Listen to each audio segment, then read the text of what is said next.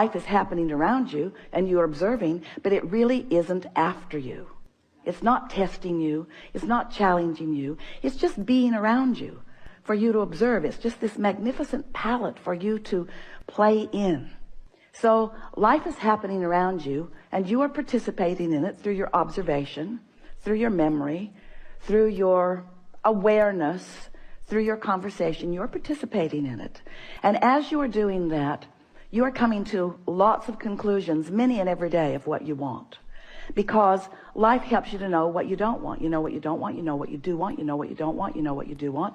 It's just this wonderful variety or contrast that helps you to come to important personal conclusions. So these conclusions happen within you, and we've been calling that step one, because the variety, the contrast that surrounds you, causes you to ask for what you want. Whether you use words or not, you just constantly keep coming to personal preferences. You were born like that. You've always been like that. You will never stop being like that. We want you to accept that you are like that. It's a good thing. Step one is a really, really good thing. You're asking constantly. It is the basis of the expansion of the universe. It's a wonderful thing.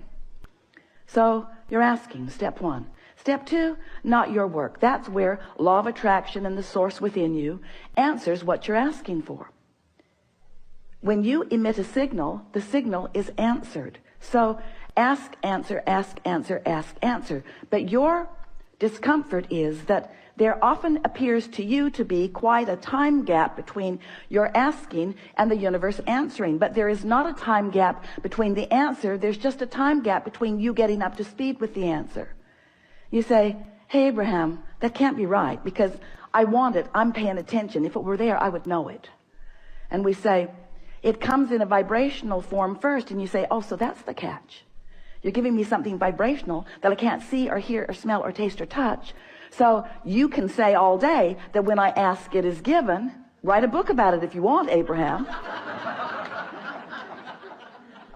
You can say that all day, but to me it doesn't feel like it's being given. And we say that's because you're in a different frequency from what you're asking for. You have to line up with what you're asking for. In other words, when you want more money because you clearly do not have enough, when you feel frightened or bound or in trouble financially or just not satisfied, when you feel that way, you are that way. And you say, no, I feel that way because I am that way. And we say, no, you am that way because you feel that way. In other words, it works differently than you think it does, but you've been observing it for so long, you don't know which came first.